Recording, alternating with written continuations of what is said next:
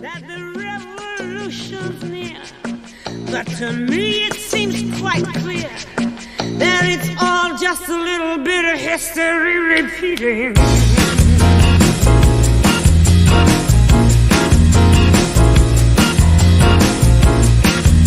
Welcome to Wednesday in Westeros. I'm Taylor Trask. And I'm Toman Baratheon. Well, Toman, it's been another great week in episode 8. I'm Todd A. This is the Todd and Taylor Show, Wednesday in Westeros.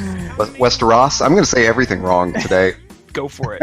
Just piss off everybody who thinks they have the right pronunciation. Sometimes they're right. Sometimes.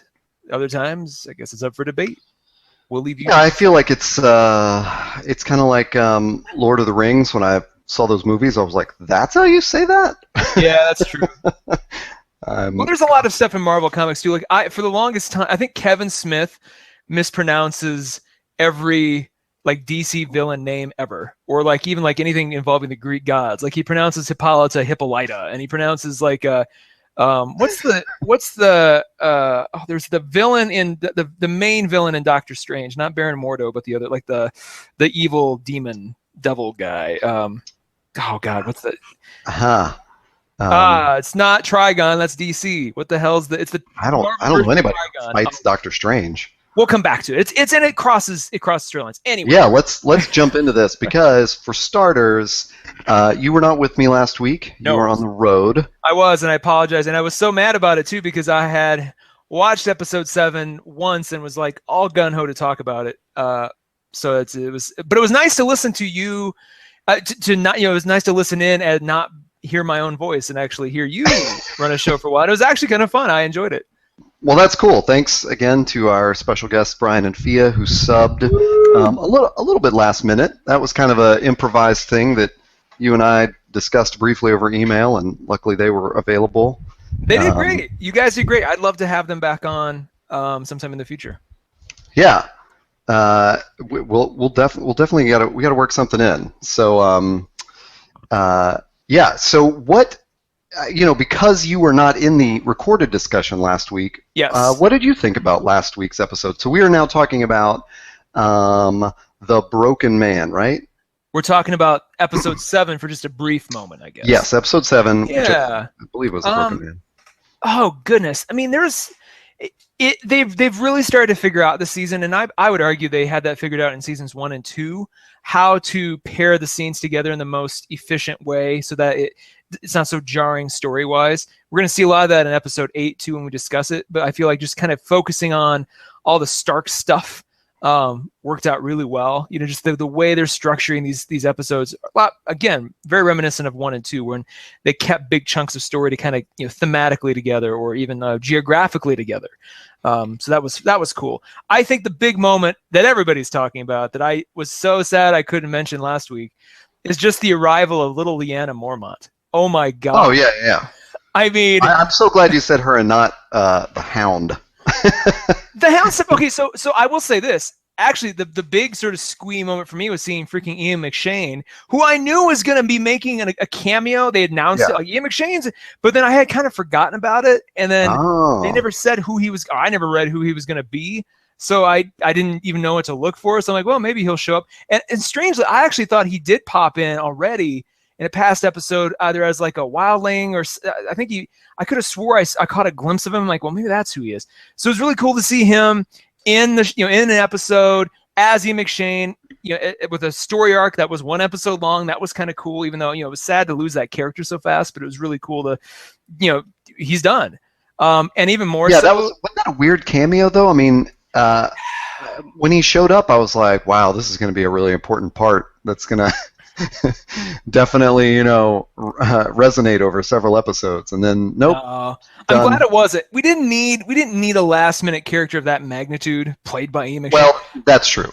I'm glad they showed restraint. More so, the whole thing for me was just a big old giant commercial for freaking American Gods when that comes out next year, because he's playing Mr. Wednesday, and so I'm just like, oh my God, this is what it kind of might sort of be like. just with him, being this kind of wise, scraggly character.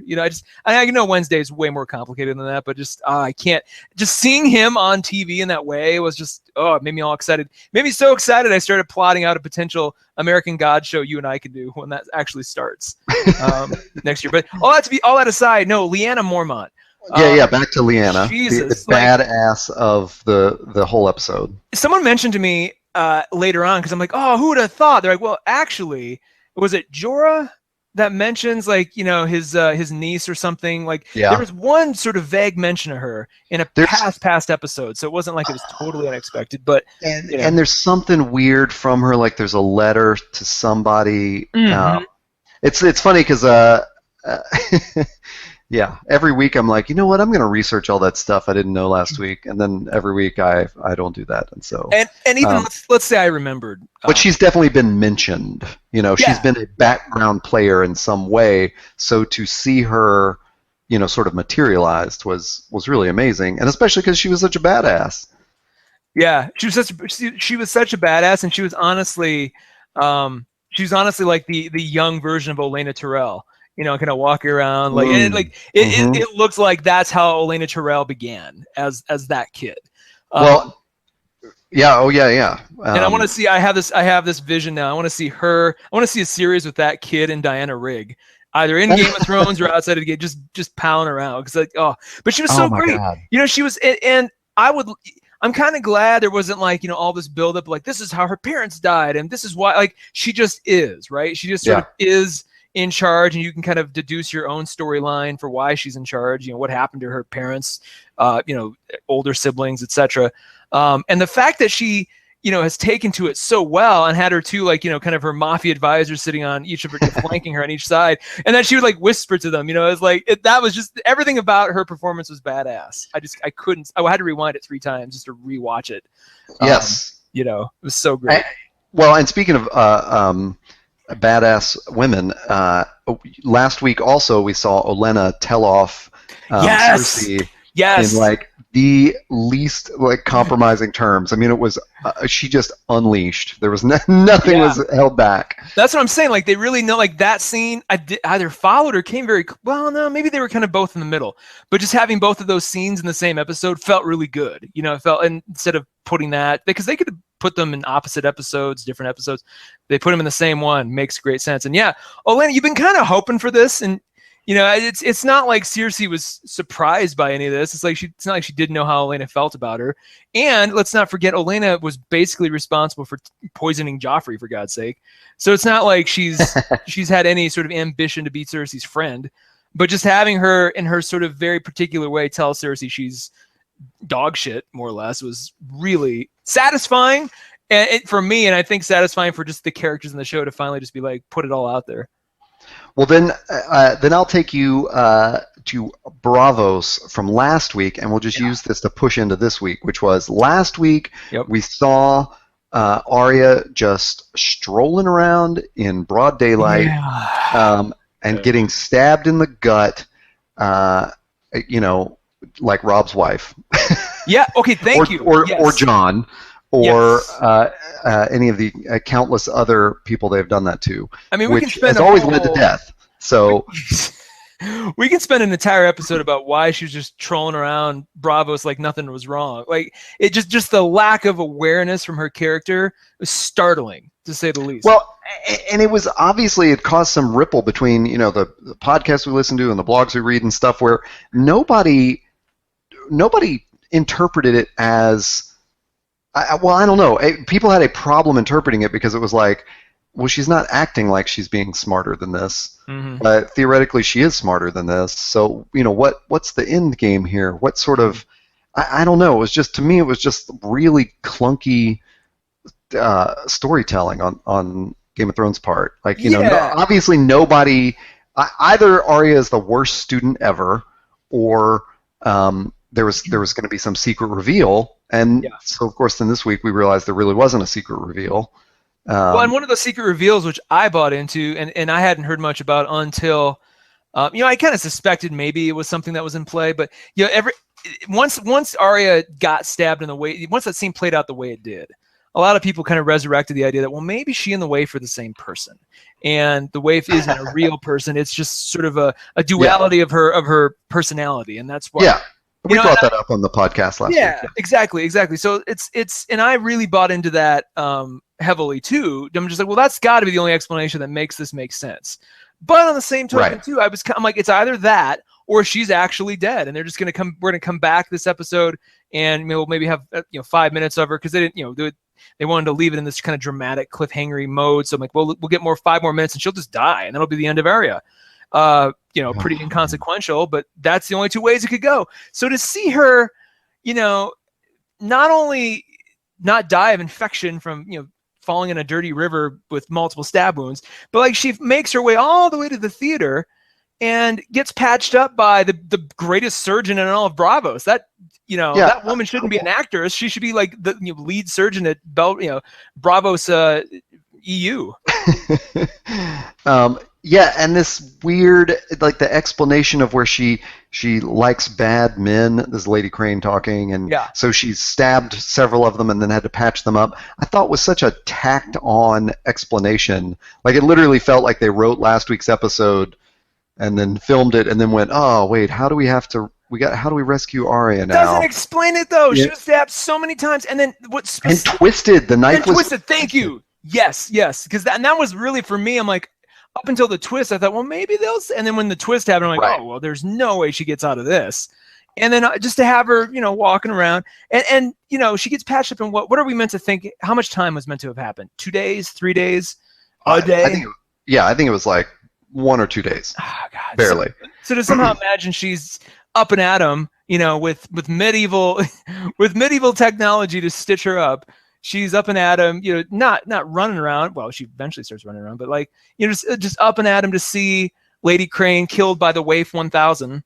The Waifatron 3000 comes in and just starts this Terminator-like assault on Arya, which was it.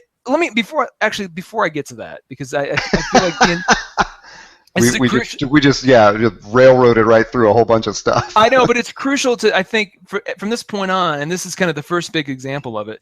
This entire episode was literally a season 5 episode disguised as a season 6 episode. In that, nothing really happens that matters. Nothing. It's just a big fart. Right. Again, just a big fart in the wind. But it's the drama and the music.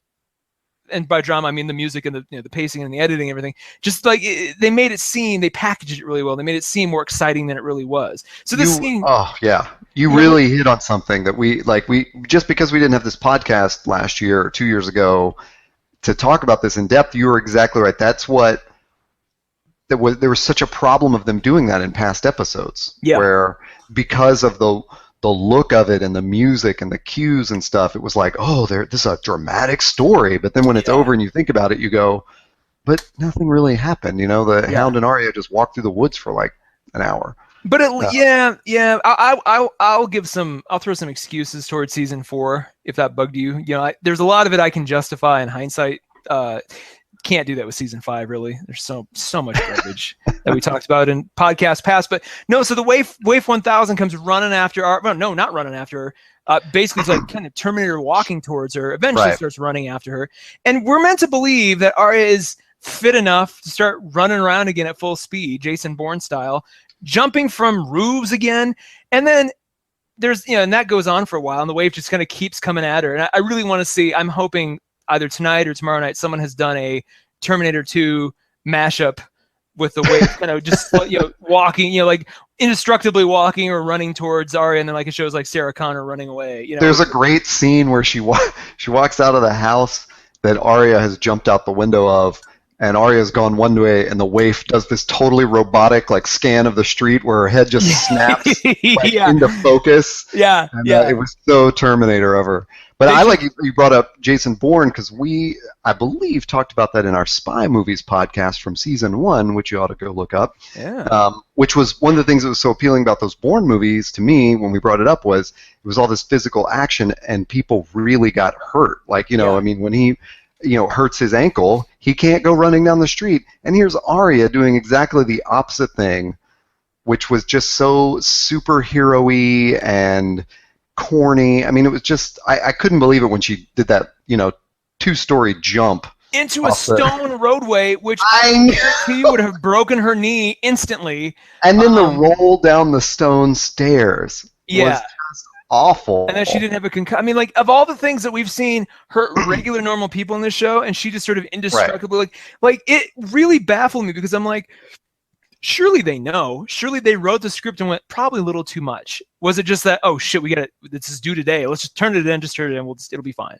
Like, was it really like one of those things? Because I don't see how writers of this caliber just let that happen. I thought that same thing, and all I could justify it with as I was watching it was I think they really wanted it to just look like an action movie, and they just sort of borrowed all these action movie tropes. And I mean, the scene was exciting to watch.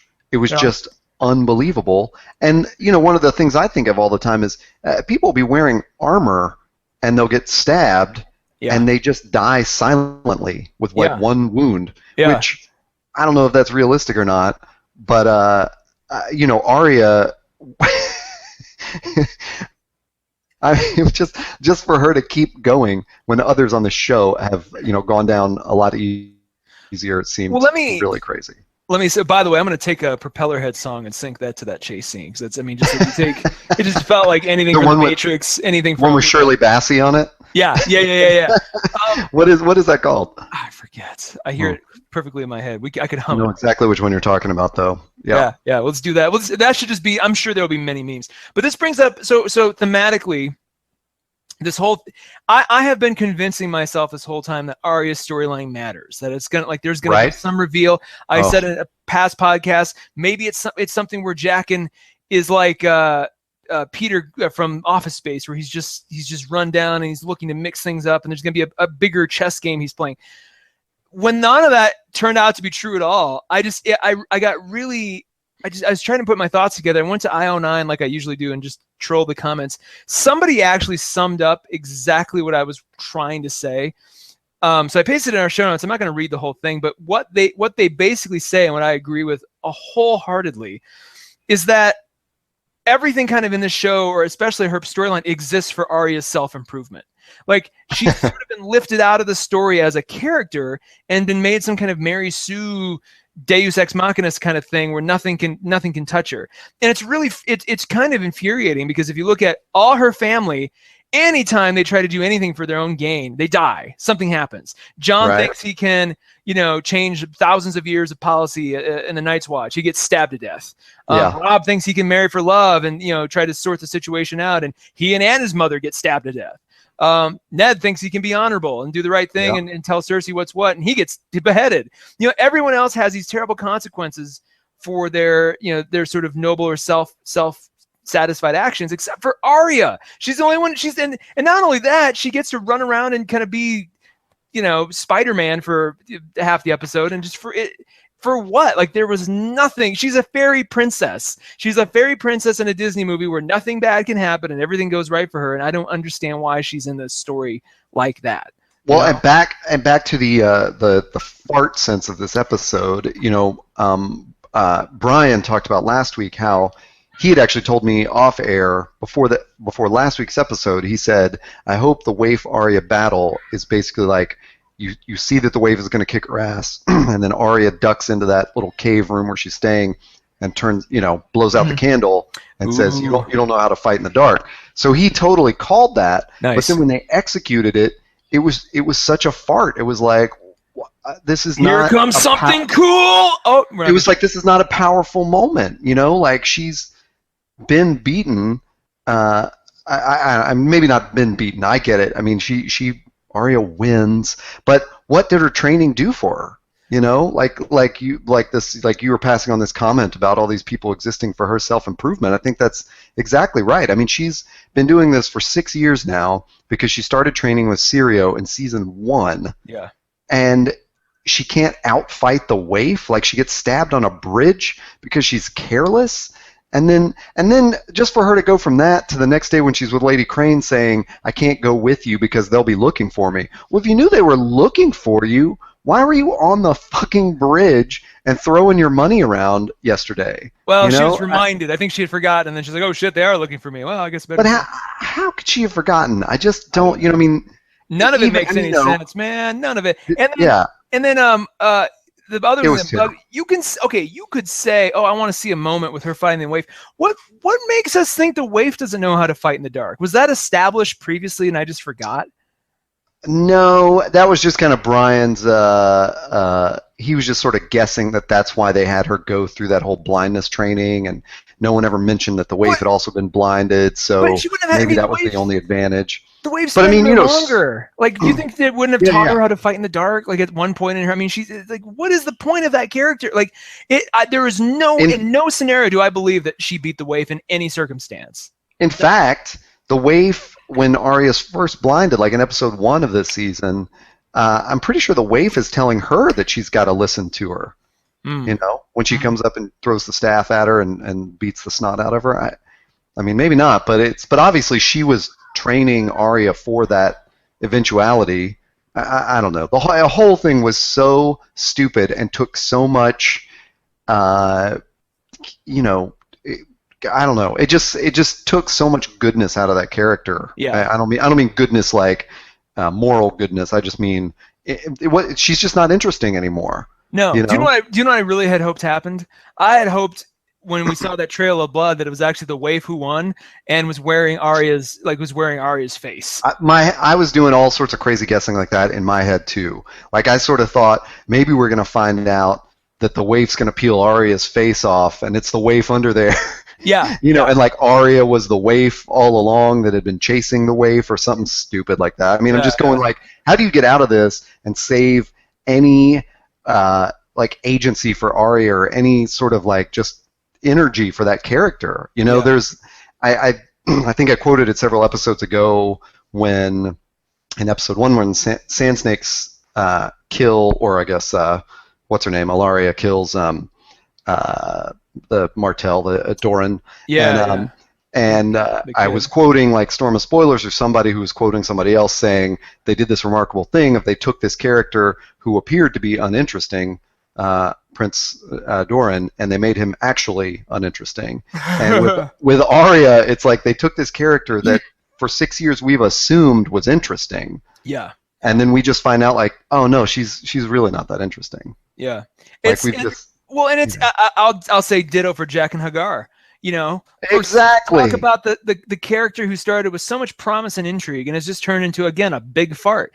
Like the fact that he didn't reveal any sort of explanation for his motives this entire time, and more importantly, he's like the leading, the kind of lead assassin badass, and he's just like, yeah, okay, you can like, honestly, yeah.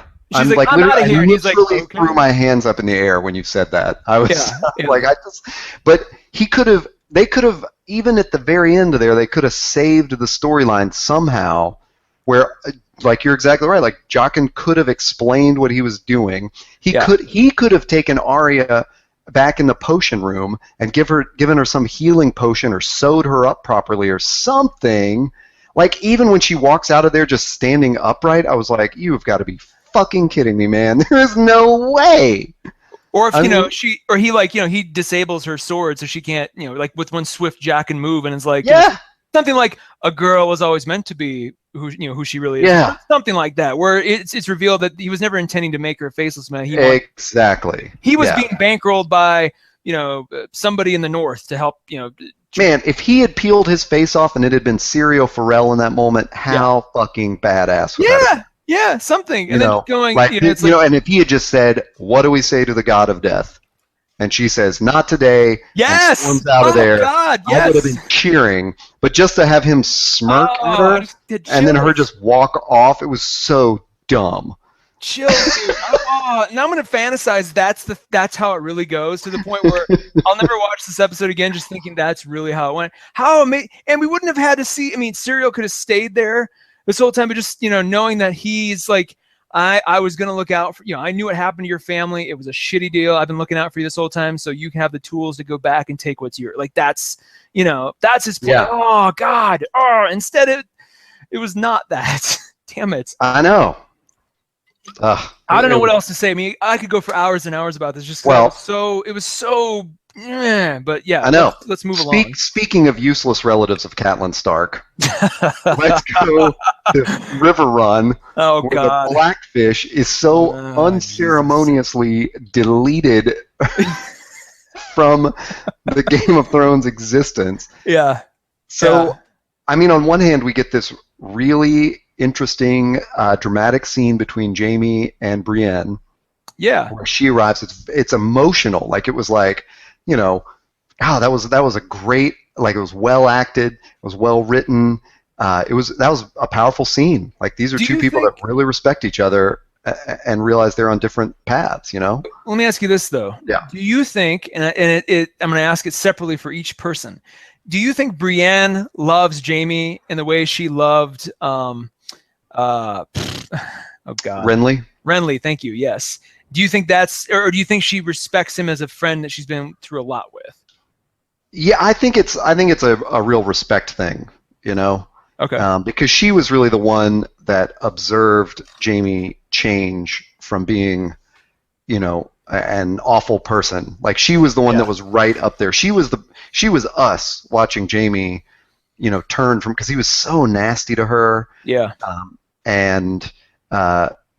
You know, I think she just feels for him in that way. Like they're just, you know, they are almost siblings.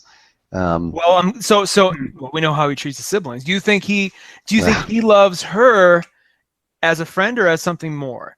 I think it's the same. I think it's just a mutual respect. I mean, what's your read on it? Do you think there's some romance there? I don't think Jaime has eyes for anyone except Cersei. I would say yes, but then we saw a scene where he's like, I love my sister more than anything, and then Brienne shows up either before or after that, and it's just like, it was weird they would juxtapose those together in close proximity to the point it made me think of just his reaction when she and Pod were rowing away at the end, like the way it felt a little, you know, there's a little, I kind of thought a Bryan Adams song might start playing, you know, it had that sort of vibe. I mean, it had that, you know, anything I do, it just had that vibe. Oh man, I was thinking it was going to be All for One with Sting from the Robin Hood Prince of Thieves soundtrack. No. All for One was Three Musketeers. And Anything I Do, I'll Do It For You is Robin Hood Prince of Thieves. Because like he was so successful in Robin Hood Prince of Thieves, like the very next year they're like, here's this new movie called Three Musketeers. Remember that, starring Chris O'Donnell? Oh God. And who was the third Musketeer in the Sting Bryan Adams sing along? Rod Stewart. What? Yep. Brian, and it's the one you never remember. You're right. He's kind of like that guy. You know, he's like the Neil Armstrong, Buzz Adams, and the other guy. Like, but it's Rod Stewart. Those three teamed up for All for One and One for Love. So. Wow. Yes, it would have been such a great scene. Join us for our companion podcast, the Songs of Bryan Adams, every Saturday through Sunday. Now you've got to recut that scene and just bring that music up at the right time. Yeah. Yes. So that was you were talking about he talks to Edmure about his sister, and yeah. So there was definitely like the ghost of Cersei in both of those scenes. You know, like that's who's on Jaime's mind, and it's really interesting to hear him say that. Like, I just want to wrap this up so I can get back to having sex with my sister. That was kind of a weird, honest moment, and I think you and or Brian on last week's podcast may have pointed out that Jaime still does not know that Cersei was kind of catting around on him while he was off. Yeah, with Lancel. Yeah, I think that was Brian but that's true. He hasn't. So I wonder if they keep bringing that up, like that's going to be the thing that has them fall out. Well, okay, so I'm gonna walk you down a path of logic. We'll get back to the Blackfish. Don't worry. But I want to walk you down a path of logic, since we're talking about Jaime and Cersei, and others have suggested this. It's not wholly original. Part of it may be. I haven't read that in depth, but it seems like they're sort of sending Cersei down the path of last resort. You know, her first two kids have died. So the witch has said, your third kid will die, and her third kid's the one who's basically fucked her more than anybody else, figuratively. He has put her in the worst possible position when he was the one that she loved the most, you could say. Like he was the one she was gonna commit suicide with, when they were being invaded by Stannis in season 2. There's a history there, and God, what a good thing to bring up. I forgot all about that. Yeah, she was gonna murder Tommen. And the girl too, right? Or no, the girl already left. Yeah, Marcella was gone because Tyrion smartly was like, "We got to get her out of here in case we get invaded." So Tyrion won up on that. But yeah, she had Tommen in the in the throne room, and they were about to do the shade of the lily or whatever that. You're right. Of the mucus of the eye, or whatever. And so anyway, so here's her third kid who's gonna do that to her. She's getting increasingly unhinged, and I think we saw the beginnings of this episode where she's declared I choose what is it, chaos, violence. I choose violence. Yeah. Which I am glad this is a stray note, but I'm so glad the Mountain finally did something, because they keep parading him around like he's this big to do, and we've seen him in his former life as that, but not since they've converted him. So I'm glad they finally got some action. Like, oh no, here's we're gonna show him off a little bit, show you what he can do. Was it kind of like, did you get the feeling that, I don't mean to jump ahead, but that the rug was kind of pulled out from under us right after that when Tommen declares that there will be no trial by combat? Yeah. Do you feel like you're getting denied more awesome mountainy stuff? Yeah, but we got as the most awesome mountain thing we're ever going to see when he fought gross. Martell. Alarius, what the hell is his name? Oberyn, thank you. God, it's like I knew everybody else but him. That Oberyn mountain fight was as good as it's ever going to get in terms of trial by combat. Unless you're going to do something bigger and better, why bother?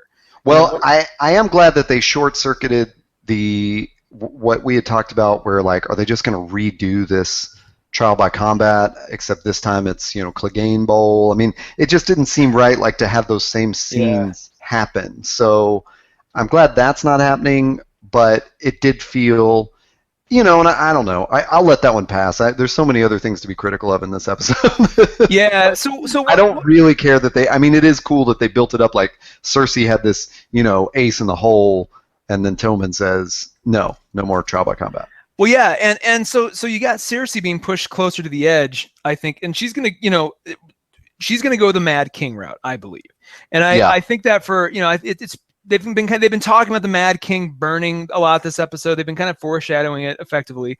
I think, as many others do, that when is it Qyburn is the Qyburn is talking about his the secrets that he's learned. I believe that's in reference to Wildfire still around or still being stored. Good point. Oh man, good point. Because that wasn't my first thought.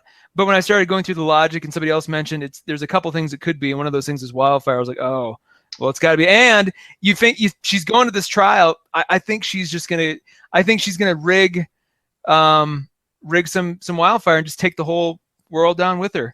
And do you think she's going to take the world down, or do you think she's got some tactical thing that will go awry? Like she's going to try to burn down the Sept, but something bad happens, or do you really think she's going to go full Mad King and just burn them all? I think she's going to get close, and I think taking it back to Jaime again, he's going to have to decide if he's going to do the same thing again and stab her in the back. Is he going to? Ooh, literally. Literally, is that? Yeah, is this going to? Or is he going to take? Is he going to take them both? Is he going to take them both out? The Queen Slayer.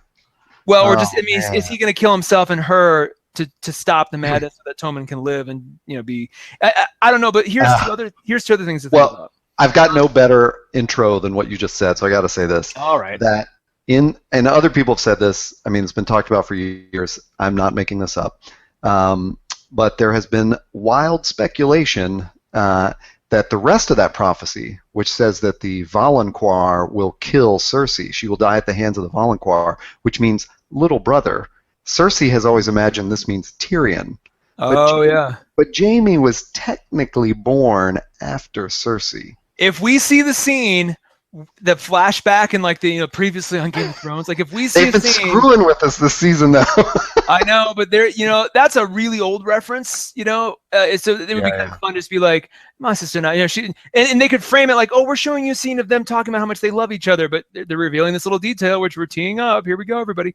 Yeah. I think it's gonna be that's not gonna be next week. It's gonna be episode 10 where that happens. I think next week. No, I think it'll be next season. I think Cersei makes next season. Oh, okay. But I'm pretty firmly in the camp that Jaime's going to kill her. And so I mean they kind of teed it up, and just the fact that Brienne is, maybe it's not a love interest so much as here's this other relationship that's getting as strong as he has and Cersei's. It's probably the only other woman that he has any kind of feeling or attachment at that level for. I mean, I love that you brought up the season 2 thing with Tommen, because I'd totally forgotten about that. So she, during the siege of the Blackwater Bay, or during the Battle of the Blackwater Bay, she pulls him into that room, brings Tommen in. She's gonna kill him. So she does some crazy thing with wildfire. It goes awry or something. She ends up actually responsible for his death. Jaime simultaneously sees that she has killed his last child, and learns that she was fucking Lancel. Yeah. So he snaps and becomes the Queen Slayer. Oh, man. I mean, it's got to, because I would feel like, and then one of two things will happen. He'll die with her, because there is sort of something symmetrical about them dying together, and just sort of, but there's more interesting story to be told if he then, is basically has to leave King's Landing and then go join the battle of the Wall, or the battle of, whatever you want to call it, the final battle. Jaime's one of those. There's a funny thing. I went back and listened to some of our old podcasts, and we were on the Force Awakens one. You asked me this question about can Kylo Ren be redeemed in later, episodes, and I was like, no way. I said something like, he can be redeemed, but I'll never accept him as a good guy. But Jaime's one of those people. You're not my real dad. Right. Jaime's one of those people that I think could be redeemed. When Edmure is talking to him about, in that scene in the tent where Edmure is telling him what a horrible person Jaime is, and the look on Jaime's face, he's really that really impacts him, that he's hearing all this stuff from Edmure. But what I was simultaneously thinking of was this other episode back when they're carting him back to King's Landing with Qyburn and Brienne and whatever. And I think it's Qyburn that asks him something about, or Qyburn says something about how many men he's saved, and how many people do you think you've killed in your lifetime? And Jaime says, so he says he's probably killed thousands of men, but he saved 500,000. Mm-hmm. Qyburn's like, what are you talking about? And he's like, the population of King's Landing. The Mad King was going to burn them all. I saved them. Yeah. And there have always been those noble bits to Jaime's character, and even if he kills Cersei, I don't know that he goes down with her. I can see him, maybe he takes the black, and he shows up at the wall. No, he wouldn't take the black. I think by that point the black's not even going to matter, because that's true. It's going to be everyone for themselves, and he might have some heroic. He and Brienne might, because then that puts him up there with Brienne. I think Brienne lives until mostly the end, and so it gives him somebody else to kind of be his ally, or give him that speech, you need to redeem yourself, because he'll be a broken, bitter man if he kills his sister. So that's true. What's he going to need? So there's a lot of cool stuff they could do there. Going to Edmure. Oh, sorry. Oh no. What were you going to say about Edmure? Edmure. So explain to me what happened exactly, because he had that chat with Jaime. I didn't think Jaime made that much of a case at all, and then all of a sudden Edmure's acting like he's got his his dick in a vice or something. He goes and just kind of carry it. It was like he had like a bomb strapped to him or something. A very 90s Die Hard kind of moment where I'm just like, what is going on? Back on the useless characters thing, it's like Edmure is another of those guys where we're like, oh well, he seems useless, but I bet we're gonna find out that he's got some some balls on him, and then Well, it's they like cast him no, up. he's actually useless. They cast him up. It's Tobias Menzies from Rome and a bunch of other really cool stuff. Yeah. And so it's like here they put this amazing actor in this role, and his little speech against Jamie was good, but it didn't justify any of that. Like he was kind of just cannon fodder. Well, and then I felt the same way about Blackfish. Like I thought his end was so stupid, and then to have him reported dead off screen was apparently he died. Then it was like, man, why? I can't believe anyone rooted for this guy. Yeah. Since season 3 or whatever, it's like that guy's a badass. I can't wait to see him do badass stuff. And the show they talk about him too like that. He's like, oh, he's a badass. He and a small group of guys took back River Run. Like these hard asses. So it's like, at the very least, jump in the boat with Brienne and Pod. Like why wasn't it like as soon as the drawbridge came down? Why didn't he just walk downstairs and say, Brienne, I miscalculated. Let's get the hell out of here. And the whole army just disappears out the back door. I mean, I get that like that's what we're expecting, and Game of Thrones does unexpected stuff, but it's like, dude, you built this guy up for 3 years. And what the hell was the point of the whole River Run siege? If we're oh my God, thank you. We're left with nothing changed except the Blackfish died. That's it. Yes, I know. The Lannisters send 6,000 troops, and it just takes Jaime weirdly talking about his incestuous relationship with his sister to get Edmure give up the whole castle. I'll do whatever you want. Stop talking about your sister. Ew. Like that's basically. And there was just no.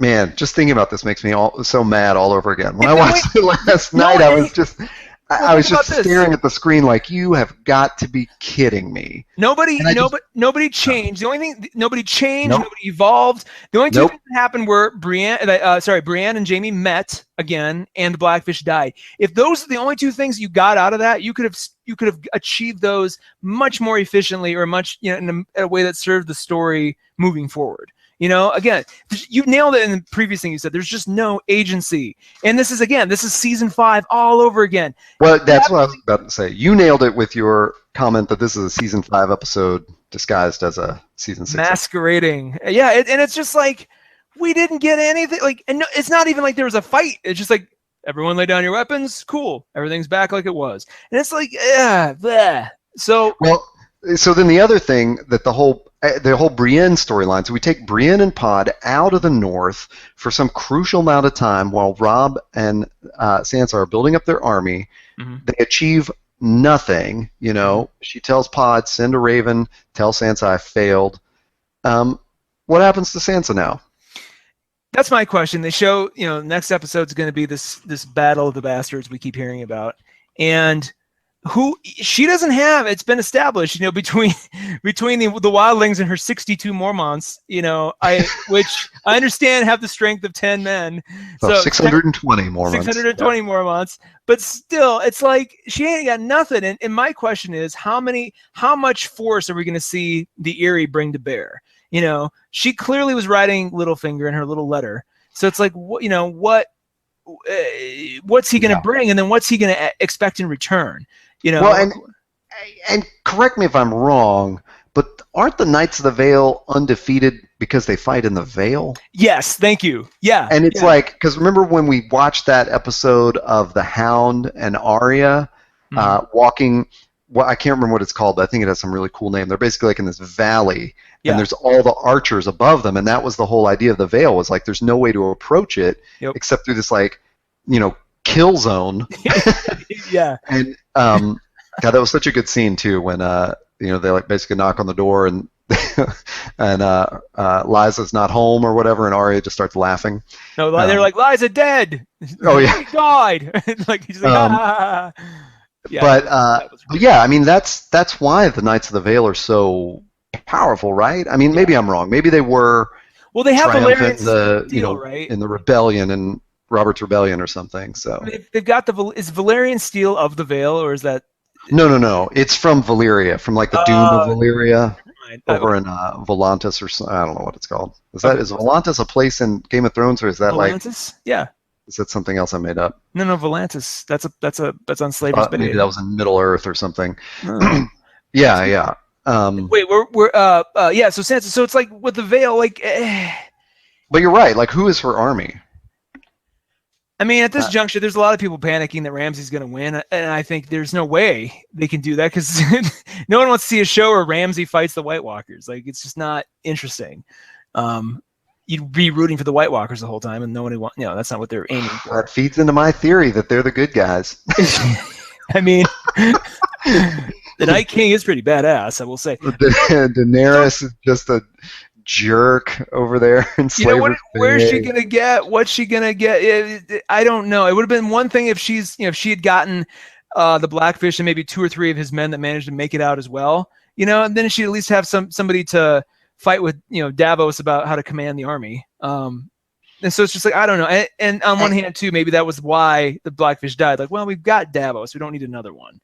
Well, and a couple weeks ago, Storm of Spoilers pointed out what was the point of Sansa writing secretly to Littlefinger and not telling Jon what she was doing, because now Jon maybe like tactically is sort of rushing this fight because he doesn't know what you can plan on a lot more troops joining you. Like this is good information to have tactically, but to me the other thing is just like big picture wise, like cinematic wise, we already saw Stannis' army come sweeping into the north to defeat, I guess, the Wildlings at that point, in that big battle. Oh, yeah, at the end of that. The Rangers. Yeah. And like, that was such a dramatic, like, literal, like, sweep in. They had this, like, this bird's eye shot with all the horses riding through the woods, and you're like, holy crap.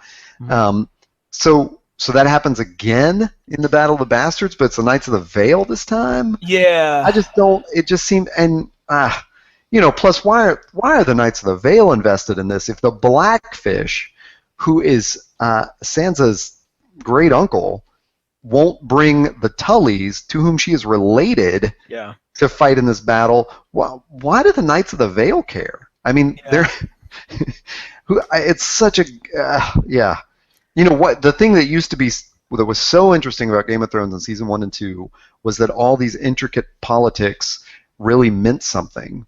Yeah. If you pissed off Varys, there was a consequence because Varys was, like had these spies doing this, and Littlefinger had these spies doing this, and it was like, Ned really didn't know what he was doing when he goes to the King's Landing, and he's listening to Littlefinger's getting advice from him, and it was like, oh my God, every little decision has these ripples out, and now it's just like, oh, nobody cares. You could say though that the only person doing that is the High Sparrow. He seems to have basically become all those guys. He's the only guy with a plan now. By the way, on a random aside there, I don't want to go back to Cersei too much, but I have. Is it just me, or do you think that the High Sparrow intentionally sent Lancel and the homeboys over to see what Cersei would do, so that he knew how to treat her trial? Because he's like, he's never seen the Mountain. They've never trotted him over there to be like, Mountain kill. There was none of that stuff. So it's like he doesn't know what she's got. She's never even left the Red Keep really since she got back from her walk. So that's funny. I didn't really think. I was sure he sent them over there to intimidate her, but I didn't really think of it as like a information gathering, kind of thing. Like see what she's up to, or that they just reported back, that she had this guy that tore the head off of one of them, and so then then they decided to outlaw this trial by combat thing. Well, and she's the one who called for trial by combat, though. So they're like, we're gonna have a trial, and she's like, by combat. I'm like, okay. Well, did she ever say that to them? No, but you can't. I based on how Tyrion did it, it seems like you should have to call for it. Otherwise, you just get a straightforward trial. It seems like it's an exception. Her whole trial, I remember in season 4 or whatever, where I was like, man, I don't want 12 episodes of Tyrion on trial. And then her whole thing is like they've just been talking about you're only free until the trial, and it's like, God, why is this trial such a big deal? Why don't you just put on trial tomorrow, like the day after the Walk of Shame? Yeah, that was weird. You don't have like barristers and lords and ladies and all this crap that you got to organize. Like, just put her on trial. This is ridiculous. Nobody has to go get their wigs or whatever. It's crazy. Going back to Sansa real quick.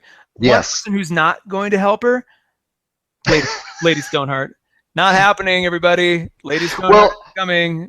At this point, Lady Stoneheart would just be useless. I mean, exactly. Well, yes. When she is a device to make us feel a little bit better about the Red Wedding at the end of book 3, where she's, individually murdering Freys, it's interesting. And for those listeners who don't know what we're talking about, Lady Stoneheart in the books is a reanimated version of Catelyn Stark, who she can't speak because her throat was slit, but she's sort of zombified. And is it not Beric Dondarrion, but the other guy, Thoros of Myr, brings her back, right? Well, and I mentioned this last week with Brian, that there is a little video gameness to it. As I understand, there's some little plot twist where it's like, instead of praying the healing prayer for Beric, Thoros prays it for Catelyn, and so Beric dies.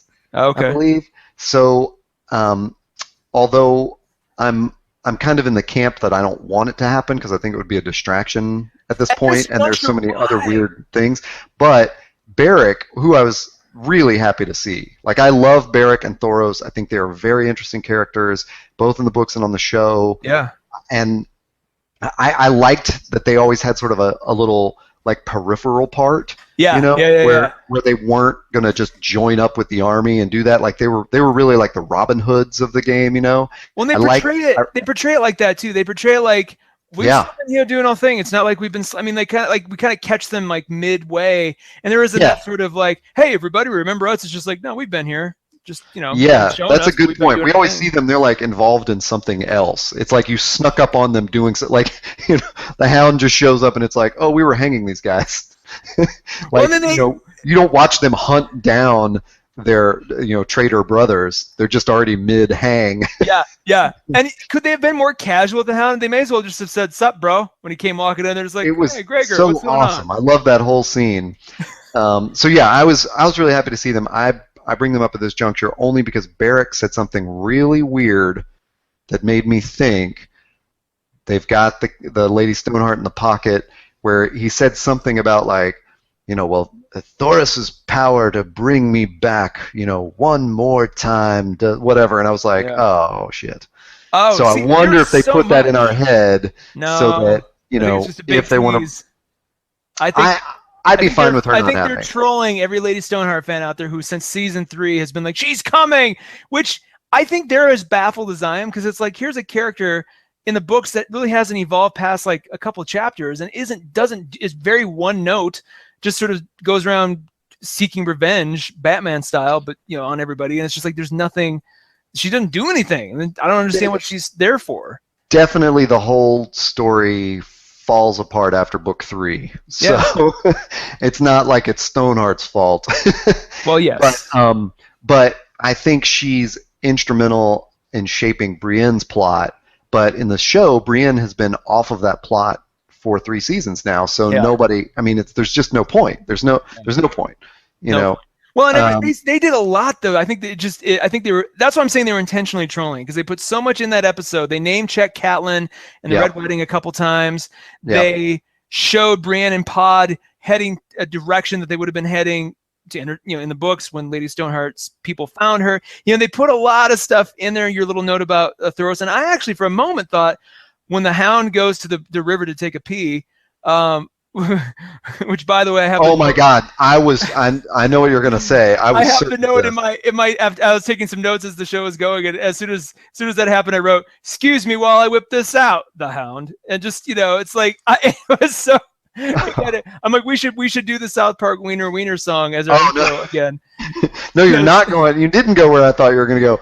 I was like, if Lady Stoneheart's coming back, he's gonna see her in the river right now. Because there was this weird shot of like his feet looking into the river, and I was like, "Son of a bitch, this body's gonna float up." And in my head, I'm going like, "It's been 3 years or whatever, like this is gonna be disgusting." Whatever. I see you're going that. No, I thought the body was gonna appear. Thoros was gonna resurrect her, and she was gonna kill the Hound or something. Or at least it flashed through my head. I didn't really get beyond like that springing to mind, but that's how I'm pretty sure they drag her body out of the river. After the Red Wedding, they just throw Catelyn in the river, There was no, as I recall. No, it's been years. It's not. This isn't like a week later or whatever it was in the books. But I'll do you one better. Basically, all that almost except for the fact that a lot of the shots were you didn't see what was behind him, so they kind of kept showing him from different views. And I was like, he's gonna stop. You're gonna get a close up on his face. He's gonna shake a pee.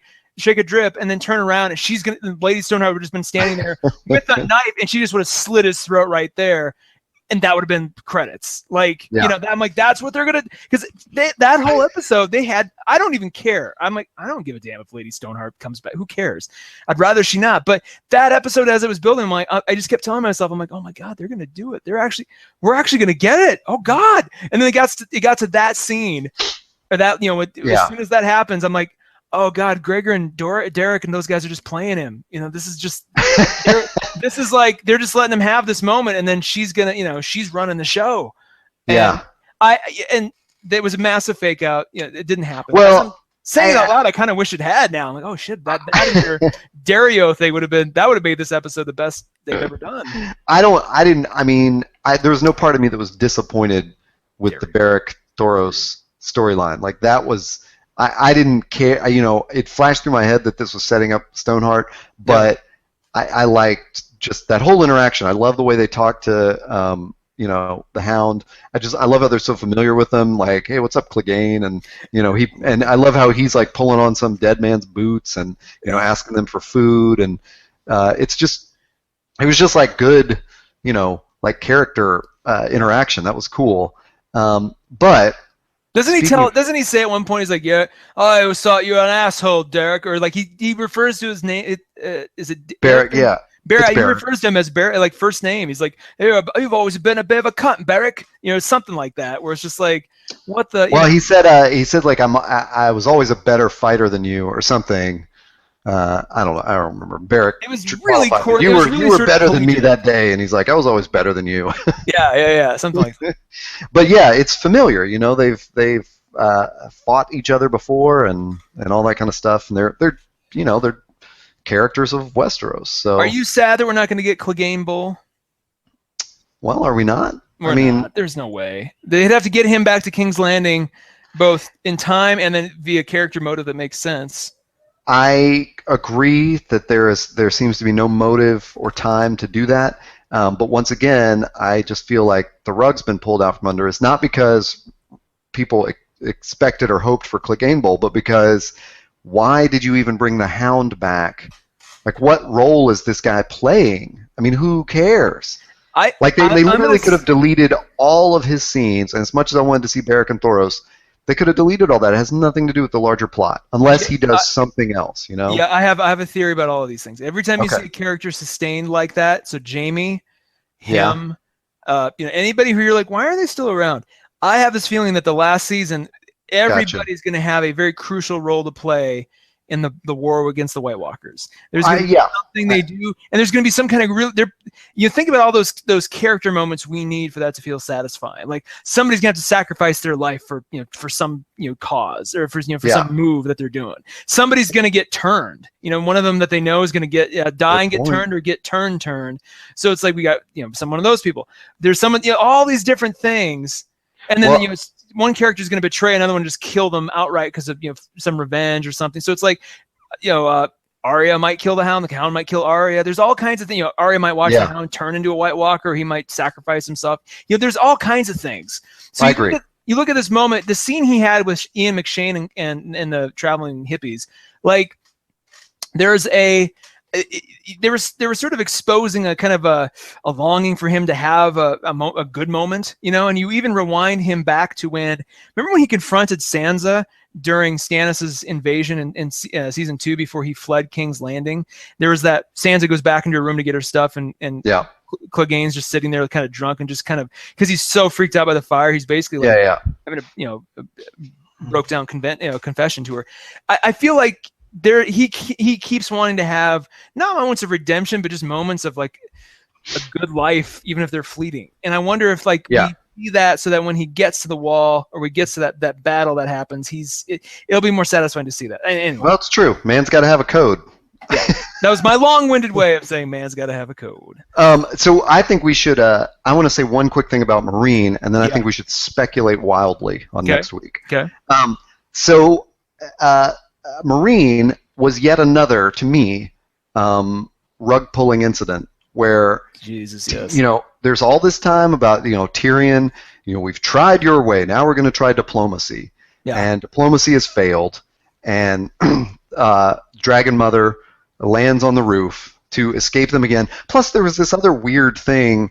Granted, now I'm thinking of it all and like, what does this mean for next season? What does it mean for all these characters? But there's another weird scene of like Tyrion being awkward with Grey Worm and Missandei, and I kind of felt like, oh, we're going to get the payoff from that weird awkward scene at the beginning of the season, and then instead, like, there's they at that moment get attacked, and it was like, well, this is weird.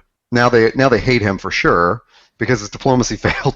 Well, nothing happened. Again, this is like that season 5 thing where we had 2 episodes of this buildup of Tyrion's a master politics manipulator. He knows what he's doing. We get this plan. He's learned from 5 previous seasons of how to do this.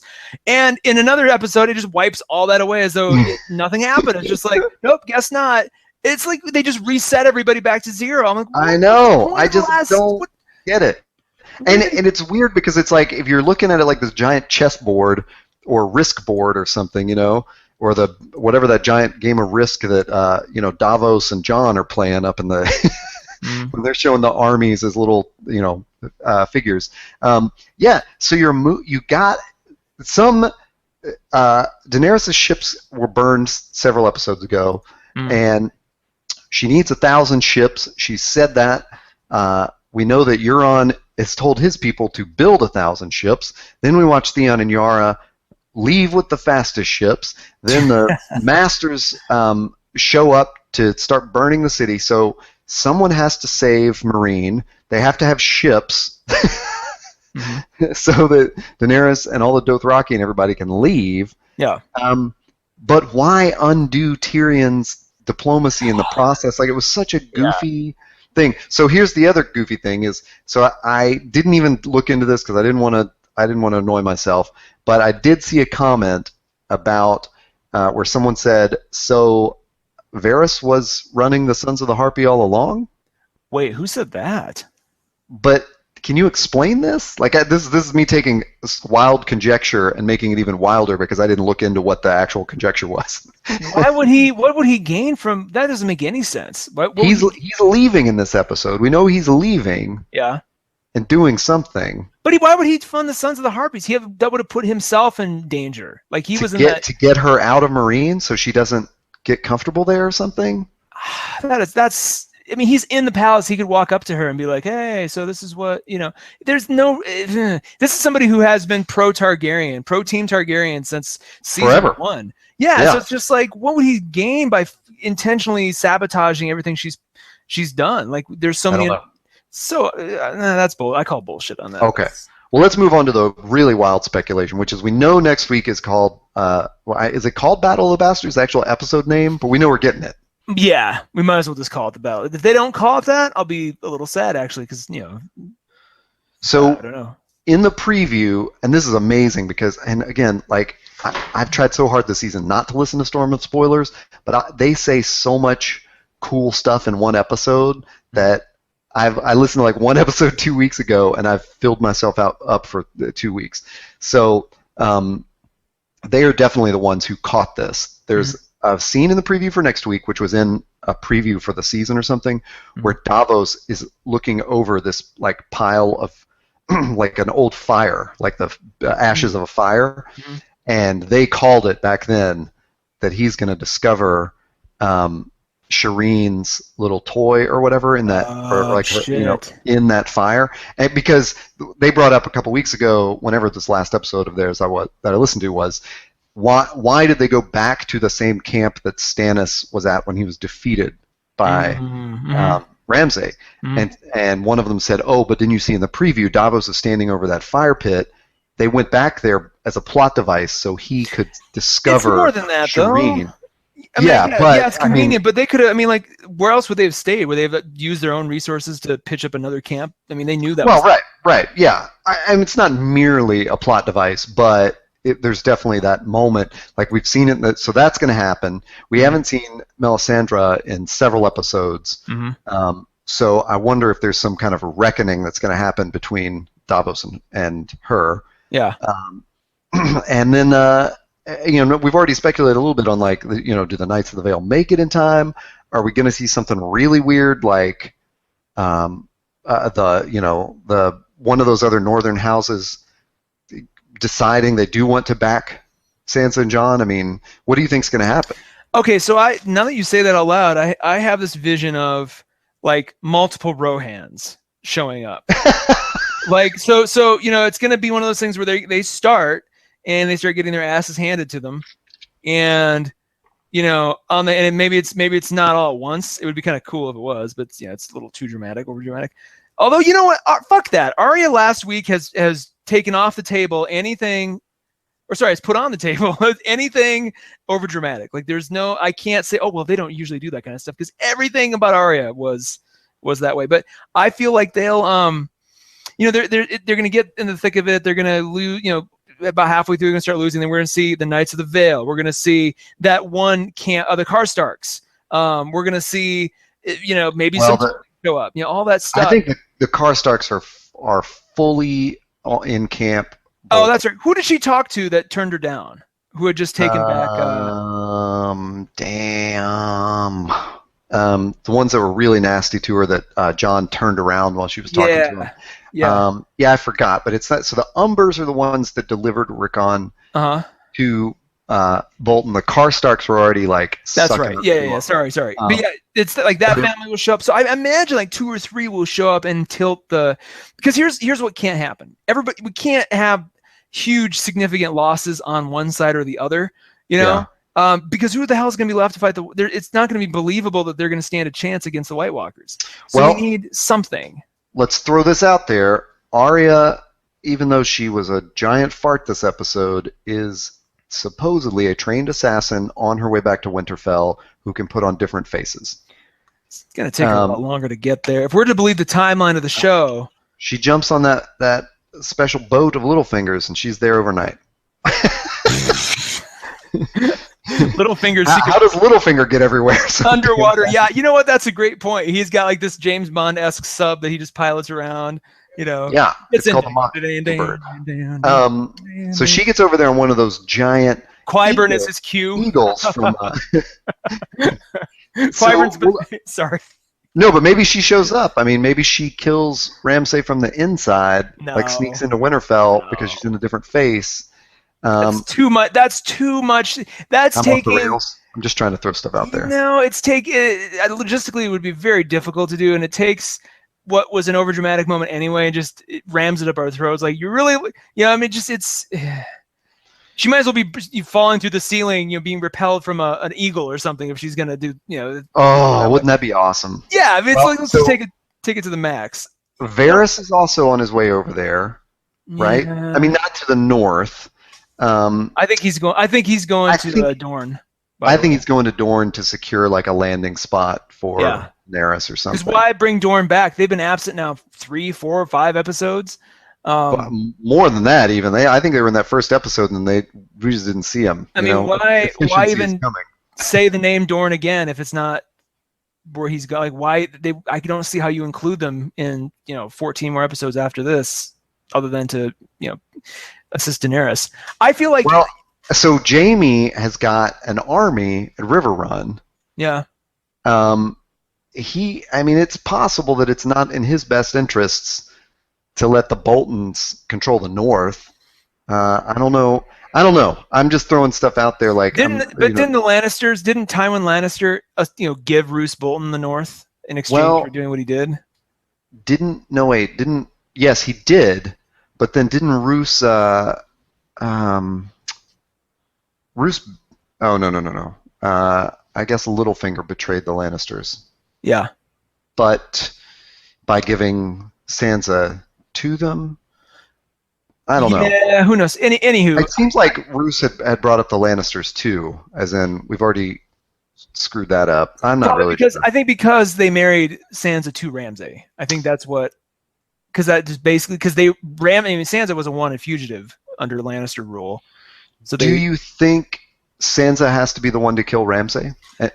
That's a great question. So how is he gonna end? Because I think a lot of people want some big drawn out thing, given all his, they want a Joffrey style death. I almost feel like it should be one of those things where 1-1 in his last gasp is just like 1-1 mad and just smashes him or something. It's like something where it's almost, I feel like it would disrespect him more as a character if it was just some little Ollie kind of kid or something. Or Lyanna, imagine this. Imagine if Ramsay's like, they've got, he's the last one, he knows it, so he's just like, he crawls up on Sansa, he's like, I'm gonna show you, and he's got a knife or something, and all of a sudden this like arrow or this lance comes like charging through his heart, and and Lyanna Mormont just nods, smiles, and kind of walks off. She's like, or says something like 10 men, I told you, or something. Would be really funny. Oh God.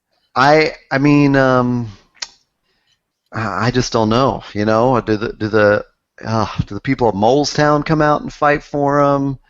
The odds are bad. So several episodes ago, I mentioned that I said I had some predictions for who might make it or not, and I wasn't necessarily talking about the Battle of the Bastards. And you said, "Oh, just lay them on us," and I was like, "No, we should wait." Mm-hmm. I kind of feel like this is the time. Do it.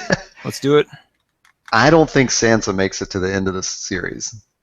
End of the series, I'd agree. End of this season, I would say she does. Part of me, in the way that we've discussed over several episodes, I just don't trust the instincts, and I don't trust the way the plot's moving, like that the showrunners are running things, and we see that in an episode like this week's where Arya inexplicably lives. Even though it would have been disappointing to see her die, but I just kind of feel like some weird thing happens, and we go out on this, farty, deflated note of Ramsay going down, but Sansa also going down. The question is, do you think they're intentionally setting up a Stark family reunion? I think that's what everyone's hoping for, but here's the other thing. Here's the other side of that coin, is that even if she doesn't, somehow, even if Sansa survives the Battle of the Bastards, which it's kind of like weird because she's not really battling anybody. She's not, I don't think, gonna put on some armor and charge in there. But I wonder if Ramsay escapes, and if it sort of lives to torture another day. I don't know that, like, I think I said that even. I don't know that he's going to get his comeuppance, or that we're going to see it, because it's been teased out so long of, like, everyone wants that guy dead, and I just don't know, Well, let's talk. Let's go through this. You think Sansa? Who else? As mentioned, I think Jaime's going to kill Cersei. Okay. And again, maybe that's into the series, not this season, but I wouldn't necessarily be surprised. Mm-hmm.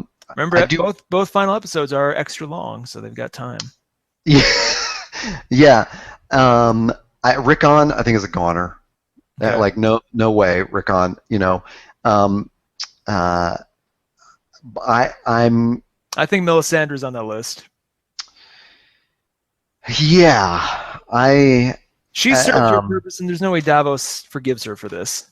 Although, you know what? I will say this. One thing I didn't mention about last week that I was really frustrated by, for all the cool stuff. Captain Exposition Seaworth needs to like the scene with Lyanna was revealing on this front. Like, it was easy to get distracted. And I think because I rewound it 4 times, I caught this in the right way. In between, if you're not distracted by how awesome she is, Davos all of a sudden, he's coming forward and talking about, like, your grandpa chose him because he's really cool. And I'm just like, you weren't even there. How do you even know that story? Like, you didn't know any of those people. Like, it wasn't like he was at the Night's Watch too and observed it this whole time. It's like Davos is getting way too convenient. I was giving him kind of the benefit for the doubt because, like I said, he's a hopeless romantic. He needs someone to believe in. But this is almost like it's like he went back and read, like, the Jon Snow fan club newsletters from, like, the last 2 years, and I was like, oh, cool. It's just like there's what is going on with him? I still give him the credit. I still say this is a guy who, sort of learned where his place is in the world, and he's the type of guy that would go back and eat meals with the grunts of the Night's Watch and get to know them and learn their history, and like he's the man of the people kind of guy. Right. I can't. But you're right. It is funny that like But what I keep thinking is, literally every episode we learn why the Starks as a family are useless. Yeah. Like. Well, Tyrion had that in the joke too. Remember, like Tyrion's talking about the different. Oh yeah. Going to mention how that one of those Stark character flaws where they're so virtuous, and it's just like. You're kind of useless at the end of the day, man. No. So all right, fine, fair enough. Give me 20 seconds then, where Davos is sitting down with. Any of the prominent Night's Watchmen just being like, so tell me a little bit about you. Just like something where you get a sense of that's happening. No, I get it. But I think like he has to come in there and save. He was the one that went to the Iron Bank of Bravos and convinced them to fund Stannis. He's somehow the master negotiator. You'd think word would have spread about that, by the way. Like ravens would have been sent out by the bankers of Davos. Yeah. Like hey, if you see this man, don't admit. Like like a restaurant that takes your picture when you can't not admit it. Bounce check. Yeah, you think there would have been ravens would have been circulated at all the great houses in both sides of the ocean. Like, hey, this guy borrowed a lot of money from us, and we haven't seen a dime of it. So don't admit. You can help it. Like Lyanna busted out. I have heard, because remember she throws some shade at Sansa. She's like, I've heard you married 2 guys. I guess that's just what we've heard here. I'll give you the benefit of the doubt. It'd been hilarious then if she turned to Davos and goes, and I've also heard about you and your credit history. It's not really solid. Writing checks your ass can't cash. Yeah. So there's that's that. Davos, man. I think Davos ends Melisandre. I don't see what purpose she serves. She brought Jon back. I think they're setting up some of the other Red Priestesses to be a bit more badass. I feel like Davos needs something beside, something to kind of react to that's a bit more than just hello, So it's just like I feel like she's gonna go down. I think Sansa's. I'm gonna stay firm on Sansa living. If a Stark's gonna die, why would they kill Rickon and Sansa in the same season? It's got to be one or the other. Yeah, I know. What a grisly thing to contemplate. I mean, you're right. Does Brienne show up with the Children of the Forest? But they're all dead, right? No, he's up with Benjen right now. They're kind of undercover. I don't think we're going to see Bran again, maybe, but I think we're going to get one more sort of scene. Then he's kind of waylaid until shit starts happening. The White Walkers and everything. I don't know. I'm just if Benjen comes riding in on a giant elk, and Bran's like mind controlling all of the Boltons. Woo! Oh man. Ooh, there's an interesting idea. They can't. You're of all the people you've proposed showing up, who haven't been there, that makes the most. He's the closest of any of them, and that would actually make the most sense. Although we'd have to answer that question of can Benjen leave, cross the wall, and then I think if that's to be a thing, it's going to be more of a loaded. That needs time to breathe. It can't just be like, hey, wait a second, can he do that? Yeah. They can't just magic all that stuff on us all at once. Yeah. I do think there's a setup to this battle, even though it's weird that it hasn't been talked about in the same way as like Blackwater Bay though I guess like Hardhome came out of the blue. But I remember the season before Hardhome where there were 2 battles there was one battle against the Wildlings that was so huge it took 2 episodes. Oh yeah. Where I was like, that was fantastic. Like that was just amazing that they just kept it going, And you're talking about the assault on the wall that ends with Stannis rolling in. Okay. Yes. Because there's a first assault, and then there's like that double assault later, and once Jon makes it back to the wall or whatever. And I do think that this Battle of the Bastards, they've built up in like there are almost no last resorts for Jon and Sansa. They're really backed into a corner here because even the Robb battles of the first couple seasons and Blackwater Bay and all those things, there were always like more troops that could sweep in, And I really think we're, just what you and I are talking about right now is kind of showing us like, no, these stakes are really huge, and that's what we're meant to see with it. So I think that's why they're not going to get into any kind of fuckery with Ramsay, magic stuff. That and Ramsay raping Sansa one last time. I think they're kind of I mean, that would be the end of the show. If we hadn't seen any of these killer episodes, I would kind of be more scared. But they've rebuilt my trust. I feel like with the stakes being as high and as serious as they are, it's going to be a serious, somber outcome. It's not going to be And hey, let me throw one more piece of really wild. I would never think they would do it this season, but shit. What if, and remember, this is the Ned's Head episode. Yep. Remember what that means. What's the biggest Ned's Head they could possibly do this season that would shock you at when it's happening and would be the biggest Ned's Head they could ever do? I don't know. We've just thrown out so many wild, crazy ideas. What do you have in mind? And this would kind of explain how the fight just ends without large casualties. What if there's like a shake? I'm gonna try to say this as though it's like the real script.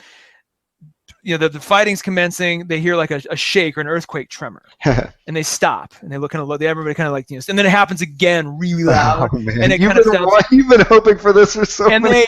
And then all of a sudden the camera swoops up over, almost like in the opening credits, up over to the wall, and it kind of zooms in, and you see the Night King with the Horn of Winter. And I know they haven't established that yet, but who cares? With the Horn of Winter or some other magical device, basically using it, and you see this like gigantic like audio, sound wave kind of thing hitting the wall, or just the wall shaking, and giant cracks start breaking up, and then all of a sudden the fight the fighting keeps kind of trying to start and stop, and they know something's horribly wrong, and then like somebody tells them that the walls come down, maybe like later on, like one of the knights watching, like the last surviving ones, like, hey, the wall, the wall's down, something, or the wall comes down, they start invading, and then it's everybody's Ramsay's taking. I like this speculation better than anything, because it's like it repositions all of those people. Yes. Like if a zombie army comes flooding through the wall, then who gives a shit about Winterfell?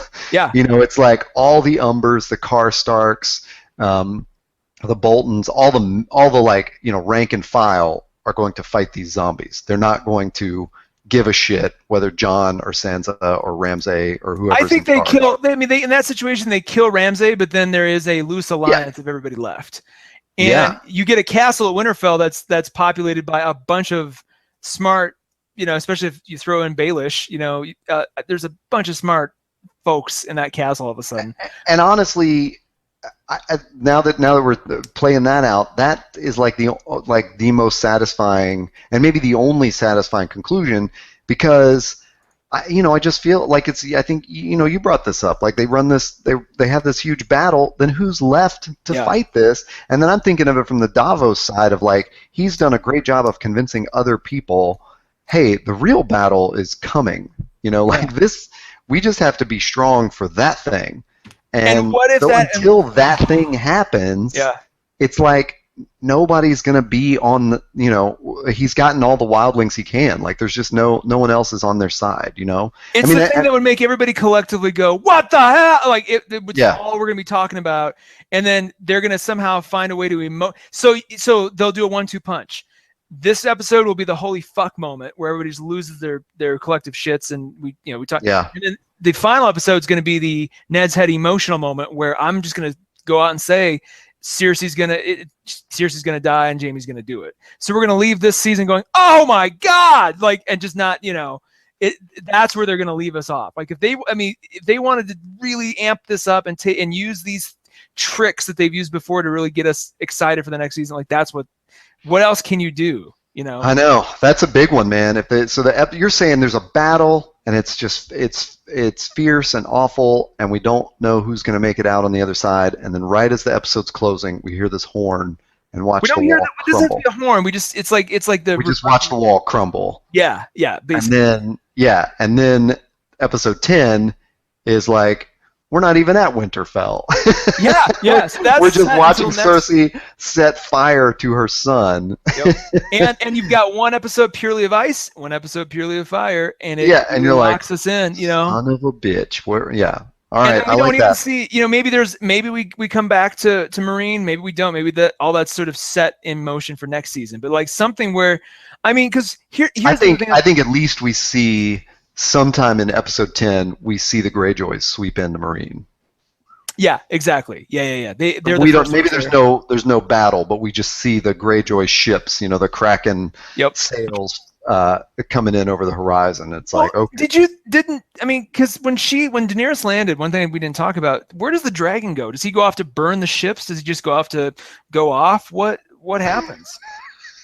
We don't even get to see. That was even more like the superhero-y moment of, I just flew in on my dragon. And she just walked in. Let me jump down off the roof onto your patio. Yeah.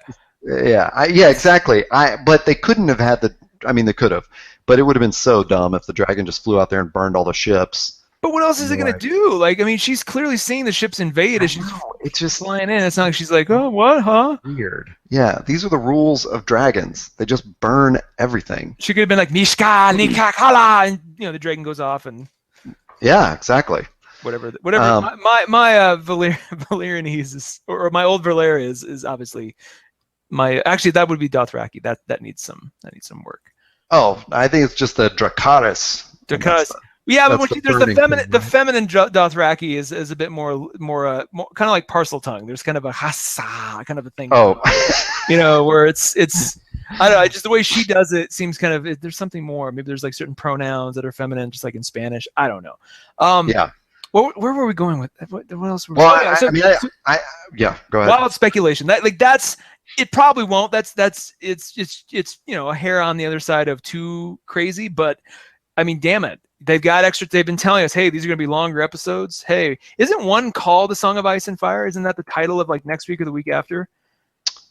Oh my gosh, I did not know. Really? So let me do you one better. If that's the case, I think the battle goes and ends all next week, and then the final episode, it's the Winds of Winter is the last. Winds of Winter. Yeah. Okay. Yeah. I'm going to go on. I like your theory here. I think the battle happens. I think the battle ends. I think though what I described the wall coming down is next week, and then Cersei. I like your thing. I think Cersei stays until next season. Seems like a long time to draw that out, though, which is why I'm thinking maybe we've seen a trial, we've seen all these things. Why not just jump in and give us like 10 minutes of that? Who knows? But at the very least, I think the wall. Now I'm obsessed with this idea. I think the wall is going to come down. I mean, the more we look into this, then the Winds of Winter is them sweeping. Is the not the wildlings, the White Walkers. The White Walkers. Thank you, and the Night King sweeping in over the wall or under the wall or through the wall or whatever, and it's like, oh shit, if they don't, winter's here. Or okay, so it's not the wall come. I want to see the wall come down. That's been like the lore talks about that being a possibility. But if they want to go more low budget, but they want that same effect, maybe instead of that, it is a shot of Castle Black. Yeah, and the camera kind of pans around silently.